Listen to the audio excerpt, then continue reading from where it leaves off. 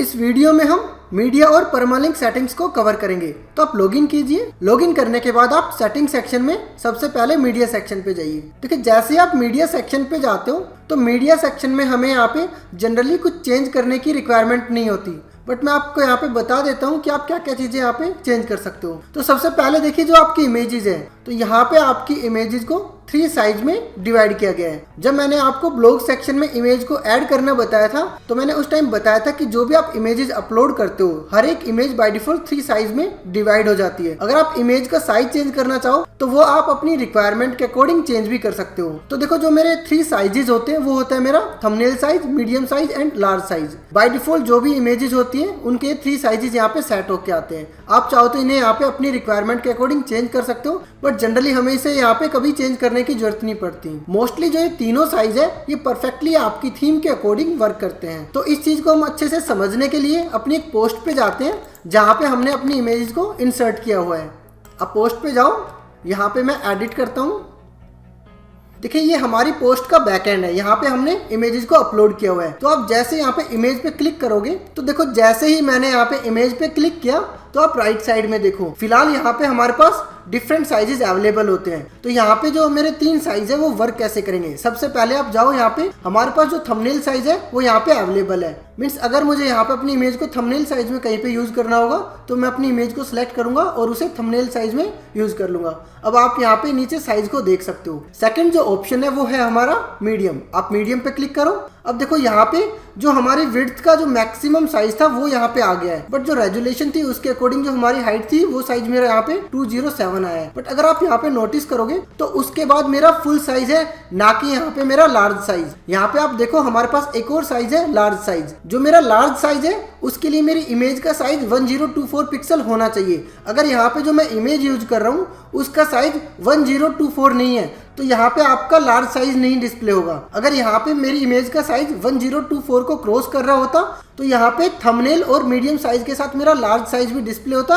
और दूसरी कंडीशन, अगर जो मेरी इमेज है उसका साइज जो मेरा मीडियम साइज है उससे भी कम होता तो यहाँ पे सिर्फ मेरा थंबनेल साइज और उसके बाद फुल साइज आ जाता। मीन्स जो आपकी ये एक्चुअल इमेज है उसके हिसाब से जो आपका थंबनेल साइज और मीडियम साइज है ये वैरी करेंगे। इसके अलावा जो आपके 3 साइजेस होते हैं इन्हें बहुत ज्यादा चेंज करने की कभी जरूरत नहीं होती और यहाँ पे भी आप मैनुअली अपनी इमेज का साइज कभी भी चेंज कर सकते हो। तो यहाँ पे बैकएंड में हम अपने इन साइजेस को कभी ज्यादा चेंज नहीं करते। उसके बाद देखो जो आपकी इमेज फाइल है वो जब आप अपलोड करते हो तो यहाँ पे बाय डिफॉल्ट मेरा ये एक चेक बॉक्स है। मीन्स जो मेरी इमेजेस है वो अपलोड हो गई मंथ और ईयर बेस्ड फोल्डर में। अब आप इस चीज को चेक कर सकते हो। आप मीडिया सेक्शन में जाओ, मीडिया सेक्शन में आप जो भी इमेजेस हमने अपलोड किए उनके यूआरएल्स को चेक करो और अब आप अपनी किसी भी इमेज को चेक करो। जैसे आप इमेज पे क्लिक करोगे तो जो इमेज का पाथ होता है आप एक बार उसे कॉपी करके अपने ब्राउजर में टाइप करके देखो। यहाँ पे देखो जो भी मेरी इमेज है वो मेरी ईयर और मंथ के अकॉर्डिंग एडजस्ट हो रही है। मीन्स जो मेरी इमेज का नाम है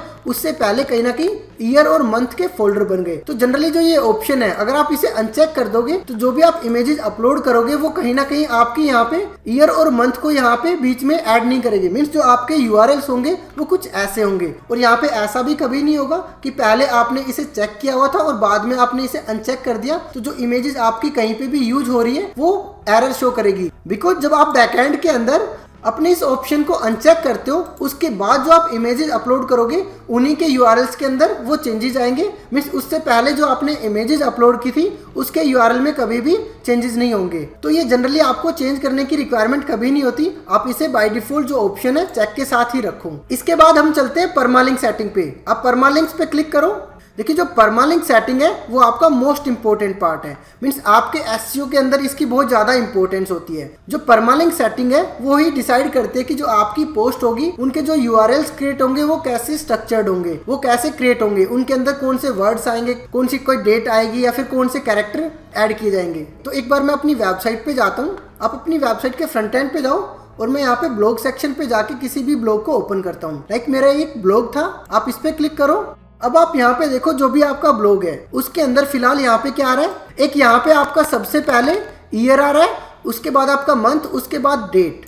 मतलब जो भी आप यहाँ पे यूआरएल्स क्रिएट कर रहे हो, आपका जो एक्चुअल में पोस्ट का पाथ है उससे आगे कहीं ना कहीं ईयर, मंथ और डेट आ गई। आई थिंक जब आप लॉन्ग टर्म के लिए चलोगे तो ये कहीं ना कहीं नेगेटिव पॉइंट्स होते हैं एसईओ के पर्पज से। वो आप एसईओ में सीखोगे डीपली, बट यहाँ पे मैं एक छोटा सा और पॉइंट आपको बता देता हूँ। अब मान के चलो फिलहाल जो ये मैं आर्टिकल क्रिएट कर रहा हूँ ये 2020 में है। अब हो सकता है जनरली जो ये मेरे पेज पे इंफॉर्मेशन है वो मेरे यूजर के सामने 2025 में जाए। अब जो मेरी पेज और पोस्ट का यूआरएल होता है वो जनरली आपका हर एक यूजर को गूगल सर्च रिजल्ट में दिखाई देता है। हो सकता है कि जो इन्फॉर्मेशन मैंने इस आर्टिकल में लिखी है या फिर आप भी जो भी आर्टिकल क्रिएट करते हो वो इन्फॉर्मेशन कहीं ना कहीं कुछ टाइम के बाद चेंज हो जाती है, और जब भी इन्फॉर्मेशन चेंज होगी तो आप कहीं ना कहीं अपने आर्टिकल के अंदर इन्फॉर्मेशन को अपडेट करते हो। बट आपने आर्टिकल के अंदर तो अपडेट कर दिया, बट जो आपके यूआरएल्स थे उसके अंदर आपने चेंजेस नहीं किए, क्योंकि जब आप एसईओ पढ़ोगे तो वहां पे हम यूआरएल्स को कभी चेंज नहीं करते, अदरवाइज हमें यूआरएल को चेंज करने से काफी लॉसेज होते हैं।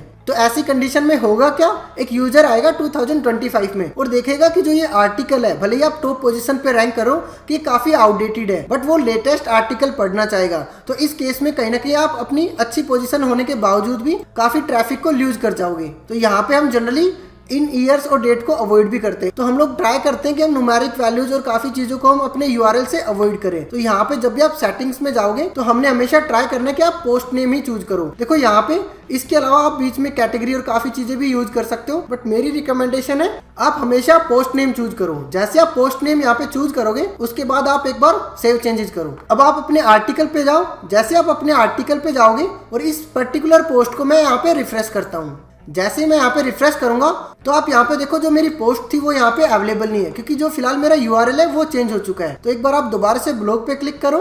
ब्लॉग पे क्लिक करने के बाद मैं दोबारा से इस पोस्ट पे क्लिक करता हूँ। अब आप यहाँ पे देखो जो आपका यूआरएल है वो बिल्कुल आपके रूट डोमेन के टच में है और बीच में कोई न्यूमेरिक वैल्यू भी नहीं आ रही। अगर आप इसे अच्छे से देखोगे तो एक प्रोफेशनल लुक में भी है, और ये आपका एक राइट मेथड होता है किसी भी आर्टिकल या फिर किसी भी पेज को प्रेजेंट करने का। और ये सिर्फ इसी आर्टिकल के लिए नहीं है, आप किसी भी आर्टिकल पे जाओगे तो सभी के यूआरएल सब चेंज हो चुके हैं। सभी के यूआरएल से जो आपके ईयर और मंथ अवेलेबल थे वो रिमूव हो चुके हैं। अब आप यहाँ पे क्लिक करो और देखो जो आपकी पोस्ट का यूआरएल है यहाँ पे भी चेंज हो गया है। तो जनरली हम अपनी सेटिंग को यहाँ पे पोस्ट नेम पे ही सिलेक्ट करेंगे। और एक चीज आप हमेशा ध्यान रखना, जो आपकी परमालिंक सेटिंग्स है ये आपकी वेबसाइट का फर्स्ट स्टेप होता है। जैसे आप अपनी वेबसाइट स्टार्ट करते हो सबसे पहले आपने इस परमालिंक सेटिंग को चेंज कर देना चाहिए, उसके बाद आप और एक्टिविटीज स्टार्ट करो। ये पार्ट मैं लास्ट में यहाँ पे इसलिए बता रहा हूँ क्योंकि यहाँ पे मैंने सारी चीजें वर्डप्रेस में स्टेप बाय स्टेप कवर की है, बट आपने जैसे ही आप वर्डप्रेस इंस्टॉल करते हो आपने इसे चेंज करना होगा। इसके बाद एक और इम्पोर्टेंट चीज मैं यहाँ पे आपको बताता हूँ। फिलहाल जो मेरी वेबसाइट है वो वर्डप्रेस पे है। अब यहाँ पे कभी ऐसा नहीं होता कि आपकी वेबसाइट हमेशा वर्डप्रेस पे ही रहेगी। कल को ऐसी सिचुएशन आ सकती है, अगर आप एक बिजनेस वेबसाइट बना रहे हो तो हो सकता है आप उसे कस्टम HTML में बनवाओ या फिर PHP में बनवाओ या फिर आप किसी और advance framework like Laravel CodeIgniter पे बनवाओ। तो वहां पे काफी बार जो आपका यूआरएल होता है उनकी या तो कुछ एक्सटेंशंस होती है, लाइक या तो वो पेजेस आपके .html के साथ मिलेंगे या फिर आपके जो पेजेस होते हैं वो आपके कहीं ना कहीं .php के साथ मिलेंगे, या फिर हो सकता है आप उनकी एक्सटेंशंस को रिमूव भी कर दो। बट जनरली जो आप यहाँ पे बाय डिफॉल्ट मेरी हर एक आर्टिकल में जो ये ट्रेलिंग स्लैश आया हुआ है ये आपको मोस्ट ऑफ जगह पे नहीं मिलेगा। तो अगर आपको कभी वेबसाइट की टेक्नोलॉजी को चेंज करना पड़ गया तो ये चीज भी कहीं ना कहीं आपके लिए एसईओ के अंदर प्रॉब्लम क्रिएट कर सकती है। तो हम लोग हमेशा ट्राई करते हैं कि हम इस ट्रेलिंग स्लैश को भी अपने यूआरएल से रिमूव कर दें। अगर आप इस पेज को रिफ्रेश करोगे तो देखो अभी जो हमारा यूआरएल है तो उसके बाद में भी मेरा एक ट्रेलिंग स्लैश आया हुआ है। तो फिलहाल इसे रिमूव करने के लिए हमने क्या करना होगा, आप बैकएंड पे जाओ। यहाँ पे देखो जो पोस्ट नेम मैंने यहाँ पे सिलेक्ट की हुई है, आप इसके पीछे एक ट्रेलिंग स्लैश देख रहे हो, आप इसे रिमूव करके सेव चेंजेस पे क्लिक कर दो। जैसे आप सेव चेंजेस पे क्लिक करोगे तो जो भी आपके यूआरएल्स थे, अब मैं यहाँ पे इस पेज को रिफ्रेश करता हूँ। देखो आपके जितने भी पेजेस होंगे, जितने भी पोस्ट होंगी, उनके एंड से ट्रेलिंग स्लैश रिमूव हो जाएगा। देखो ये काफी इंपॉर्टेंट पॉइंट है। अगर आप ये स्टेप इनिशियली लेते हो तो ये आपको काफी फ्लेक्सिबल रखता है। आगे चल के आप जब भी कभी अगर आप टेक्नोलॉजी को माइग्रेट करते हो तो आप काफी technical SEO point of view से सेफ रहोगे। तो फिलहाल यहाँ पे मैं परमालिंक पे जाता हूँ। अब आप यहाँ पे देखो मेरे पास एक और ऑप्शन है कैटेगरी बेस। फिलहाल अगर आप अपनी कैटेगरी पे जाओगे तो यहाँ पे जैसे आप अपनी कैटेगरीज पे क्लिक करते हो, जैसे मैंने यहाँ पे क्लिक किया डिजाइनिंग आइडियाज, जो मेरी कैटेगरी है। देखो जैसे ही मैं यहाँ पे डिजाइनिंग आइडियाज पे क्लिक करता हूँ उसका देखो जो मेरा यहाँ पे बेस यूआरएल है वो कैटेगरी है। अब आप यहाँ पे चाहते हो जो आपकी कैटेगरी का नाम है उसके आगे जो कैटेगरी लिख के आया है ये कैटेगरी ना होके कोई रेलिवेंट वर्ड हो। लाइक अगर आप अपनी वेबसाइट के अंदर या फिर आप अपने ब्लॉग पे कोई टॉपिक के बारे में लिख रहे हो तो आप यहाँ पे चाहोगे कि हम यहाँ पे कोई टॉपिक वर्ड यूज़ करें। और ज़रूरी नहीं है कि आप हर बार टॉपिक ही वर्ड यूज़ करो, हो सकता है आप टॉपिक के अलावा कुछ और वर्ड भी यूज़ कर लो जो आपकी वेबसाइट के इन्फॉर्मेशन के अकॉर्डिंग मैच कर रहा हो। तो यहाँ पे आप परमालिंक सेटिंग पे जाओ, तो यहाँ पे मैं फिलहाल टॉपिक लिख देता हूँ। लाइक मैंने यहाँ पे लिखा टॉपिक, उसके बाद मैं यहाँ पे सेव चेंजेस पे क्लिक करता हूँ। उसके बाद आप अपनी कैटेगरी पे जाओ और इस पेज को रिफ्रेश करो। जैसे आप इस पेज को रिफ्रेश करते हो तो आप देखो यहाँ पे पेज नॉट फाउंड, और यहाँ पे मेरी जो कैटेगरी थी वो रिमूव हो चुकी है। अब मैं यहाँ पे अपनी वेबसाइट पे जाता हूँ और मैं दोबारा से उस कैटेगरी को एक्सेस करने की कोशिश करता हूँ। अब यहाँ पे आप अपनी कैटेगरी पे क्लिक करो।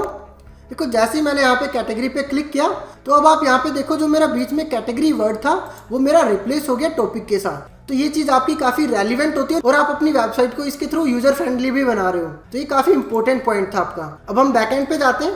देखो उसके बाद यहाँ पे फिलहाल हम टैग्स वगैरह यूज नहीं कर रहे हैं, तो टैग भी जनरली जैसे आपके कैटेगरी के अंदर बीच में कैटेगरी आती है तो जो टैग होते हैं वो भी आपके बीच में यहाँ पे टैग वर्ड यूज कर लेते हैं, तो आप उन्हें भी अपने हिसाब से रिप्लेस कर सकते हो। बट हम जनरली यहाँ पे टैग को यूज नहीं करेंगे। अब देखो यहाँ पे जो मेरे इंपॉर्टेंट पार्ट थे वो कवर हो चुके हैं। अगर आप प्राइवेसी पे क्लिक करोगे तो जैसे आप यहाँ पे प्राइवेसी पे क्लिक करते हो तो देखो जो ये आपका प्राइवेसी पार्ट है ये एक्चुअल में कोई सेटिंग चेंज करने के ऑप्शन कुछ नहीं दे रहा। ये आपकी वेबसाइट के अंदर एक ड्राफ्ट में प्राइवेसी पॉलिसी का पेज बना के दे रहा है। आप जैसे इसे यूज करोगे उसके बाद आपकी वेबसाइट के अंदर प्राइवेसी पॉलिसी का पेज पब्लिश हो जाता है। अगर आप यहाँ से नहीं करना चाहते तो आप एक नया पेज यहाँ से क्रिएट कर सकते हो या फिर आप अपने पेजेस के सेक्शन में जाके भी एक पेज क्रिएट कर सकते हो। तो देखो इस पार्ट के साथ हमने अपनी वेबसाइट के इंपॉर्टेंट सभी पॉइंट्स को कवर कर लिया और जो चीजें हमने अभी की है उसके बेस पे आप एक अच्छी वेबसाइट आई थिंक इजीली बना सकते हो। इस वीडियो में फिलहाल इतना ही। नेक्स्ट पार्ट में मैं डिस्कस करूंगा कि जो हमारा website creation and planning part था उसे आपने कैसे यूज करना है और आप वर्डप्रेस को यूज करके आप किस टाइप से अपनी वेबसाइट को और भी अच्छा बना सकते हो। और लास्ट में मैं आपसे यही कहूंगा कि अगर आपको ये वीडियो हेल्पफुल लगी है तो आप प्लीज़ इस वीडियो को लाइक कीजिए और मेरे इस यूट्यूब चैनल को सब्सक्राइब कीजिए। और अगर आपको ये लगता है कि ये वीडियो कुछ और लोगों की हेल्प कर सकती है तो प्लीज़ आप इस वीडियो को उन लोगों के साथ शेयर कीजिए।